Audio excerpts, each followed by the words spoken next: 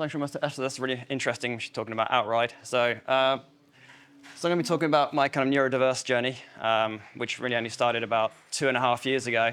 So for me, for doing something like this is completely novel. It's the first time I've ever done something like this. Literally kind of 3 years ago, I would have never stood in front of an audience whatsoever. But sort of finding out that I'm sort of autistic, ADHD, it's kind of unlocked a lot of doors for me. It's given me a label, but that label has been a positive and a real tool to allow me to do this kind of thing, talk about it, and try and normalize being diverse in a way through using outdoor sports. I hope she doesn't mind me saying this, but yesterday, on Monday, Fee said something to me that was quite interesting. She's known me for a very long time, because it's through mountain biking that we became very good friends 20 years ago, 25 years ago. Don't want to say now, but through the kind of Bristol mountain bike scene and racing back then, she said to me, sort of, who is this new person? I'm presenting, coming to IMBA. And when I put in my abstract, 3-4 months ago, and they came back to me, yeah, we'd love to have you on. Oh, okay. So I've actually got to put something together now and actually talk to a group of people about sort of my journey of finding out that I'm neurodiverse and how I've managed to sort of meet those challenges since I was a kid through using mountain biking. So this is actually me on one of my first sort of solo forays in the mountains, selfie with a tripod. So I'm doing a bit of photography as well. So it's about understanding a bit about neurodivergence and going through sort of, there's a lot of preconceptions and misconceptions about sort of what autism, dyslexia and ADHD actually are. Because you understand now that there's a lot of permutations and crossovers between the sort of individual conditions. There's no sort of separate delineations between them. And that's why sort of I'm a little bit of a mix of sort of, I haven't got all the classic signs of autism, because I'm speaking to you kind of here, but I've got a lot of significant ADHD. I was diagnosed with organizational dyslexia during my physiotherapy degree, which is, obviously I can write, because I've had a few articles published now, but it's more kind of managing order in my brain. So one of the things sort of I'm quite unsure about when I'm doing something like this is my brain's kind of firing off and it's got lots of ideas. I want to say something, and my brain's kind of moved on before I say something. So if I kind of stop momentarily and thinking of other words I want to say, that's what my brain's doing. So that's why I've been quite afraid about talking about things like this and standing in front of an audience, because I kind of feel quite silly when I sort of maybe stop for a microsecond and I'm sort of trying to catch up with what my brain's kind of saying. So I've always kept quite quiet, sort of hidden in the shadows of life a little bit, because I was always afraid of making mistakes, and I always got that kind of negative feedback when I kind of did. Oh, that's wrong, you can't do this, you can't do that. Kind of even my sort of father, when I was growing up, even said to me, I'm okay doing this, why can't you? And it just kind of had this sort of feeling in me that, well, I'm incapable and I can't do this. I'm not going to try because I'm afraid of falling down. So yeah, sort of carrying the label, and there's this paradox of my conflicting conditions of autism and ADHD. Autism, obviously, we kind of require a bit of routine, knowing where we are and predictability, but with my ADHD, I like sort of doing new experiences and kind of novelty, so I have this kind of clash. Simple things like knowing when I'm going to eat during the day. So even something like this, it's like it kind of sets my routine off a little bit, and I kind of have to try and manage that when I'm doing things like this. So we're going to look reframing the negative stigma and our current understanding around sort of ADHD. We know years ago it was given this label of being a disorder, but now we know it's just simply a matter of our brain processes quite differently in a way, and it's always obviously quite a negative term, so that's sort of negative connotations with ADHD, but it's not necessarily that. It's just a different way of seeing and processing the world around us. And so what mountain biking has given me is a connection with people, a new way of kind of looking at my own world, if you like. I was quite reclusive when I was young and just sort of stayed at home, didn't do an awful lot, the kind of Warhammer thing when I was painting little figurines and keeping myself to myself until I got a bike kind of my mid-teens, I guess. And I kind of got out into the woods with the family dog, set myself kind of micro challenges. I kind of get up this hill in a certain gear at certain speeds. So for me, I kind of felt like I was actually progressing, where in school I wasn't particularly.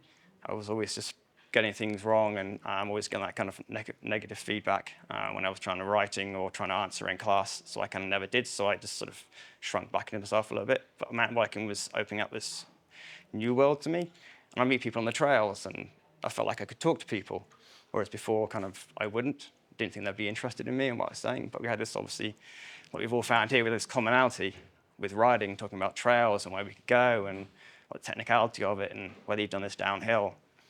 And from that, I sort of gained a bit of personal confidence where I kind of didn't in everyday life. And it's like, oh, okay, maybe I am a little bit capable here. And that's sort of, then I started joining groups, and obviously sort of how I met Fee through the kind of the Bristol mountain bike community, which is a really strong, large community. And we had sort of local races every year as well. So this is sort of starting up a whole new world for me where I could actually feel like I could talk to people. Because through my autism, I'm a little bit awkward with closeness with people. Like friends kind of giving hugs to each other, that kind of thing. I didn't really understand the social cues of when to kind of go in and do that. Still now, I'm a bit awkward with that if I don't really know someone. So if I know someone really well, then I'm quite comfortable with that. But still, that kind of personal space with new people for me is quite difficult. But within this mountain biking, it's like, okay, I feel like I can talk to people. So I can start a conversation about mountain biking or where they've been or different countries. And especially where I live in Chamonix, that's why I've kind of encouraged her there, because everybody's quite similar in that kind of vein where they've gravitated towards the mountains, because we have that sort of commonality of being neurodiverse, and we feel like we can kind of talk to each other through our outdoor sports. So the idea of this idea of sort of fitting in, which I've never felt that I do in kind of everyday life, and we're basically in a way masking, kind of creating a version of ourselves that sort of fits in with normal life every day, trying to feel normal, sort of whatever that is. It's pretty exhausting. Sure, it's just kind of, I've got to be this, I've got to be that, I've got to be this person to kind of feel quite normal and be accepted. Whereas in mountain biking, you find this belonging. You almost feel valued, you feel seen. Sort of, you have a place within mountain biking. You're another mountain biker. You're not someone who's weird or different.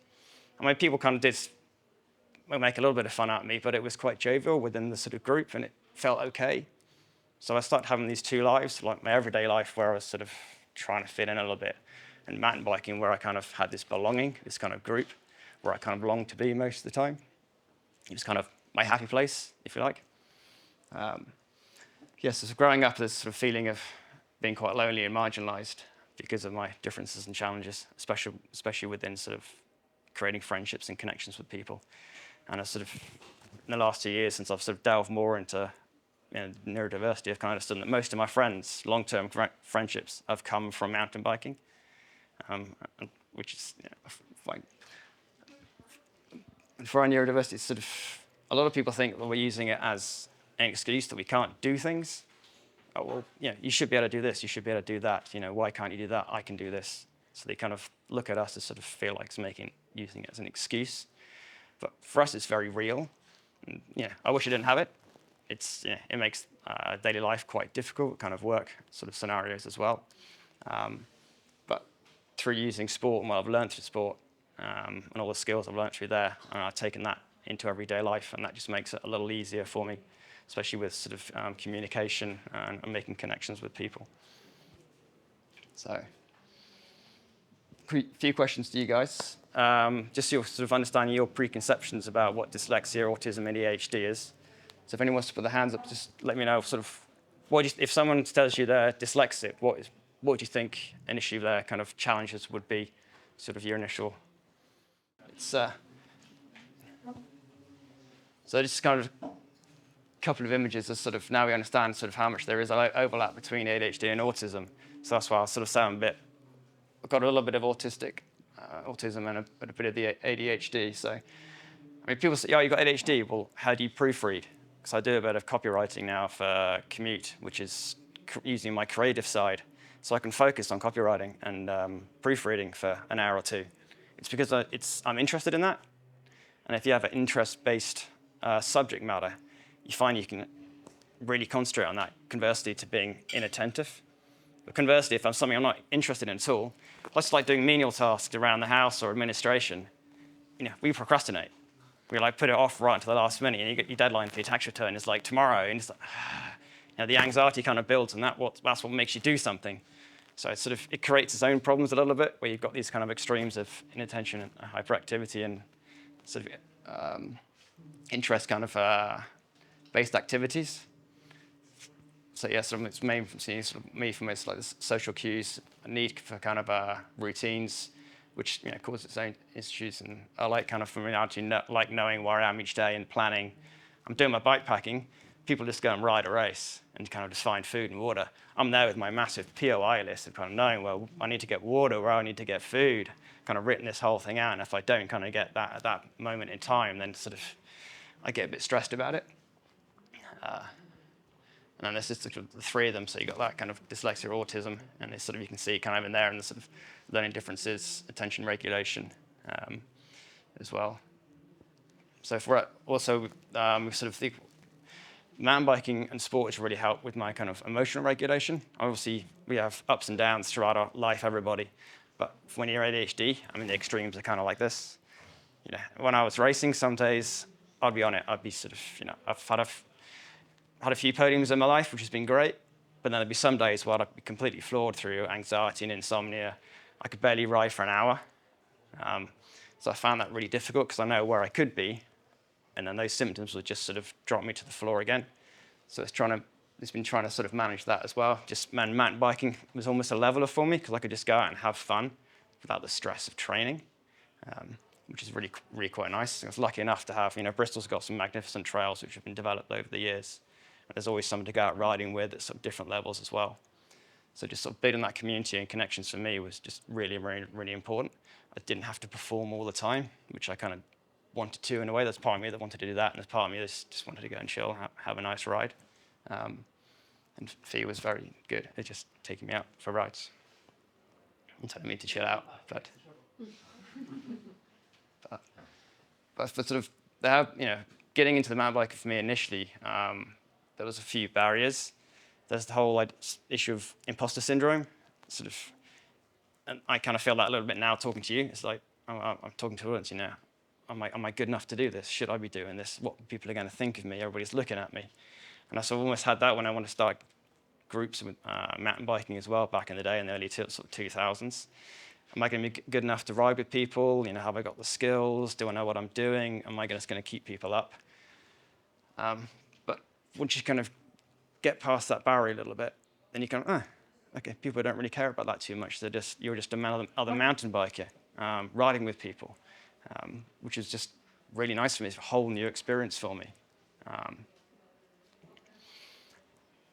So we got this space, it's hypervigilance about ourselves and the world around us. We're kind of very aware of ourselves and what we're doing, what we're saying, where we are and people around us and what people think of us as well.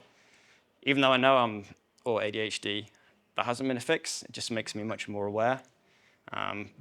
Let's say now that I know that about me, it's given me an acceptance. I'm happy with my own type of weird. I don't really care anymore. It's just that's me, and it's my attitude now is what it is. If I'm standing in front of people and I kind of make mistakes, that's just me. I might not be have the acuity of some of the speakers here with vocabulary and what they say, and have smoothie with what they're trying to get across. But I'm quite raw with it because I've only just started doing this, if you like. But that's me. That's how I present. That's how I write. And if people don't like it, whatever, then well, okay, that's fine with me now, which I'm quite happy about. It just doesn't really matter anymore. So it's in the past it's been this. We have the rejection sensitivity disorder, which basically these kind of negative responses all the time where you kind of feel incapable. In past experiences, we just build up this bank of anxiety, and it kind of just grows with us, and it almost stays with us then through adulthood. It's like it becomes a learned response, which is actually quite difficult to get rid of. I mean, I'm not afraid of saying that I still do have a lot of anxiety disorder. So there can be the slightest trigger, and I'll just set it off for 2-3 days. I'll have quite a bit of insomnia, and my brain is just churning things over. So even if I'm only getting out for an hour mountain biking, it just helps me settle things down. And now that I have friends in mountain biking that understand me and can put up with me, it's nice to be able to reach out to people and just say, look, I'm having a really bad day. Can we just go for a ride or just go around to people's houses? And for me, that has just been almost my savior, being able to create those connections through my sport, where you don't have that stigma. It's before even when I was reaching out to GPs when I was a kid and younger, going to them because I had insomnia or anxiety, they just diagnosed me with depression and gave me antidepressants for over a decade. Just, there you go, antidepressants, off you go. There was no sort of delving more into my symptoms, what was going on. They just weren't interested. So that's where my sport has kind of really helped me. And the more I've kind of got into the bike pack racing side of it as well, the more I felt like I can talk to people and open up and have that vulnerability a bit. So even like talking to you here, I feel a little bit vulnerable about talking to about my insecurities and my challenges. But and what I'm trying to do with one of my articles and this is trying to normalize, if you like, being diverse. It's not that there's anything wrong with us. We're just different. We just process the world differently, see the world differently. We just act differently. Somehow at some point society kind of said, this is normal. Normal should be here. And if you sit outside those parameters, then you've got a disorder. You've got mental health issues.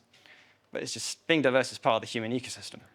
It's trying to get society to kind of accept that and kind of accommodate us, whether it's in work, whether it's in sort of social situations, whether it's in cycling situations. But outdoor sport has been one of those areas that has kind of accepted that much more so. And hopefully that just spread out into society a little bit more. We have, over the years, you get these learned patterns of anxiety. So they become afraid of putting ourselves out there because we're afraid then of making mistakes. And we don't want to create this idea of perfectionism, and so we procrastinate and don't want to do it. That's why I thought I'd do this. Just throw myself out there, see what happens. I could fall down, but the amount of times I've fallen down mountain biking and pick myself up, it's just that kind of same kind of scenario. We don't always make it. Okay, we just pick ourselves up, kind of rethink and come back and do it slightly differently. Luckily, I've only broken 2 bones in my life mountain biking, which I think is not bad so far for 30 years of mountain biking. But so we've got this emotional dysregulation. So we get this hypersensitivity to how people sometimes react to us in a way. I still do have that, but I know I'm doing it now. I know why I'm doing it. So I just find my space where I just find a quiet space where I can just rethink, reconsolidate, and then just come out of it again. Instead of hiding away literally for weeks sometimes when sort of people tell me, no, that's wrong, you can't do this, you're incapable. This idea of getting things wrong. So it's not about us getting things wrong, it's just we don't do the things in the way that people perceive that we should be doing things. We mentioned about the whole idea of routine when you're autistic, which is quite important. So I do a bit of cycle support for groups as well, like 2-3 weeks at a time, and that completely breaks my routine. So I have to sort of try and manage that, which doesn't always work, but I love the role that I do. And some of the people I've worked with, I've sort of explained this, that sometimes I'm going to sort of be a little bit off sometimes, but I'm still doing my job just because of this routine. And most of the time, 9 out of 10, it's been fine. And I think as long as we talk about it and try and open up about it, that really helps our situation, because a lot more people now understand about being neurodiverse is just part of what a lot of people are. So for me, it's been mountain bike and outdoor sport has been be completely transformative for me. Completely changed kind of what I have. 5 minutes, okay. So people say, what do you think? Being labelled as neurodiverse, is that not a bad thing? For me, it's unlocked doors for me in a way. I'm just happy with what I am. I'm not afraid of talking about it anymore. I find the more I've talked about it with people, you sort of find other people have got issues going on. And they're still riding 1,000-kilometer kind of bike pack races or doing mountain bike races. And it's been really interesting for me. Since I'm starting to build some podcasts about it, because there's some really interesting people out there. They're doing amazing things for their fastest known times and winning stuff. But there's this whole cohort of people that just doing things quietly that have got their own challenges, whether they're autistic, ADHD, or So with the mountain biking, for me, it's been about sort of meeting people where they are and not sort of where they kind of should be. So for me, it took me a long time to learn skills. I wasn't a quick learner necessarily. It's about teaching people to sort of pick themselves up and allow them to sort of learn at their own speed. I have been with people where they sort of try to teach me skills, and it's like, oh, why can't you do that? You should be here. You should be able to do that. It's like the way I've kind of looked at it is like with my physio, you kind of strip things right back to the point of where Like if you're doing a treatment somewhere someone can do an exercise without the pain, it could be strip it right back to something that's really, really, really simple, kind of smallest kind of movement without pain, and that's your starting point. And for me, that's sort of what you do with mountain biking and people that are learning as well. They can't do something, help them strip it right back, so they can feel that sort of micro achievements, and then build the steps from there. And for people like sort of that are neurodiverse, that's really, really important, and not kind of trying to chase them to sort of get to a certain point at a certain time necessarily, which can be quite hard if obviously you've got different abilities in groups. So for me, mountain biking, the whole sort of skill-based kinesthetic learning was really important because that's how my brain works. Understanding that I'm sort of a problem solver, I'm kind of quite practical in what I do. So when I was doing my physio, if I had a body in front of me, working out where the problem is and working through it mechanically, yeah, I was great at that. But I didn't do very well when it came to neurophysio or respiratory, because that's much more theoretical. I almost actually failed that part of my physio, because it wasn't hands-on. I couldn't sort of get a grasp of it physically. I couldn't work through it mechanically for me. So when you are neurodiverse, it takes a while to learn where your skill set is. You can't do necessarily a lot of things well, like, let's say, normal everyday people, if you like, that aren't neurodiverse.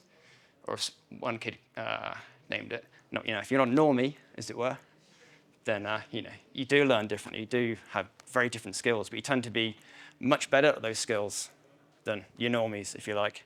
But it's sort of getting back through that kind of initial prejudice, oh, you can't do this, so we're not interested in you. If people actually delve deeper, they can find out that you do have these quite amazing skill sets. And for me, that was mountain biking. I used to take my bikes apart on my parents' kitchen floor when I was a kid, which my mother obviously loved, dirt and mud everywhere.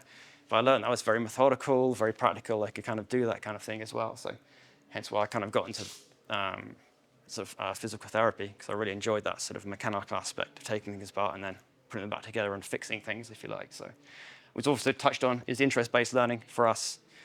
If we're not interested in it, it's really, really hard to do something, to learn something. Just drive my mother nuts. It's like, why can't you do that? Why didn't you just get on with that? I don't want to. But I didn't understand back then why I didn't want to. But if I wanted to go mountain biking, say, yeah, out the door, get myself covered in mud, come back. She'd make me strip outside the front door because I had this muddy kit on. She didn't want me anywhere near the house. But weirdly, none of my parents and my relatives are into sport at all. So where I got it from, no idea. I'm the kind of black sheep of the family of getting out and doing this. My mother's knack it, sometimes, and it's just learning to kind of pick yourself up after missing the mark, after kind of failing, and that it's not a bad thing, it's not something wrong. You just rethink what you're doing and come back to it. And using different language as well, especially when you're wrong all the time. You got that wrong, you're doing this wrong, but you can reaffirm it's making them sort of think, what do you think you could do now to make that work? What do you think you didn't do at the time? What do you think you might have missed or forgotten? And using different languages can be quite important especially for neurodiverse kids. Otherwise, you sort of build up that kind of bank of negativity like I did when I was younger. So we've always talked about sort of looking beyond the label as such. We're just diverse, we're just different, we just process the world different. There's nothing wrong with that. It improves feelings of being accomplished, self-confidence, because we're actually achieving things. We've got micro-achieving things. We're actually achieving connections with people. We're creating strong friendships and bonds through our sport. I've managed to travel throughout the world because I've met different friends and said, oh, come do this race with us in Belgium, or come do this race with us in the Balkans. It's like, okay, great. And you sort of, for me, it's been an amazing experience. But at the time, I didn't know what that was. It was just building connections, and now I kind of understand it, which has been great. And it's helped me be much more resilient in my everyday life. To kind of how people perceive me and what people say to me. Just let it kind of bounce off me a little bit now. It still does kind of grate a little bit when sort of people, we don't want you. People still kind of see it as an illness or a mental health issue. But it's different from that. It's just different brain wiring. I try to explain that to people. Hey, I'm weird. So what? I'm different to you. We're all different in our own ways. We've all kind of, it's like trying to explain in physiotherapy. We're all asymmetric in our own kind of wonky way. No one's put the perfect package, as it were. So, and it's trying to accommodate that. And all the skills that I've learned I now sort of transfer into everyday life. I still almost have these two different worlds, where sort of everyday life I still do sort of mask, especially when I'm with new people that are outside the outdoor industry. In this kind of scenario here, I'm much more comfortable because we all come from a similar background, we all enjoy mountain biking, we all can talk about sort of similar things. And then I have this other world, my outdoor world, where I just sort of feel normal. I kind of feel like I belong. I feel seen and valued. And it's quite an amazing experience for me. And knowing kind of what I am is just to open up this whole new world. And I'm doing stuff like this. I'm writing articles, and people go, yeah, great, yeah, right. Just had one published in Australian Mountain Bike magazine, where I interviewed a couple of other riders as well. And it's quite interesting about how even some of them, they don't still want to talk about it because they almost feel ashamed or embarrassed of being different or neurodiverse. But hopefully with sort of what I'm trying to do through Perform Unbound is sort of reframing what we're capable of and changing those sort of preconceptions about being diverse and being different. We can kind of create those connections with other people and just be happy about what we are. And that's just, what mountain biking and outdoor sport has given me. So, and that's that really. That's me in a nutshell and sort of my life journey with neurodiversity. And I hope to sort of, continue what I'm doing, kind of expand it out. And the more people I speak to, and having sort of meet people like Lester with what she's doing, it's like, I don't have that loneliness anymore. It's like, there are other people out there like me that are doing similar things. So it's great. I still feel odd, but, it is what it is. And yeah, hopefully we can just expand it and help younger people, which is for me, I didn't have that support. So through the biking, for me, that's the really more important aspect of what I want to do. So there you go. Thanks very much for listening. If anybody's you got time for questions or anything? Or?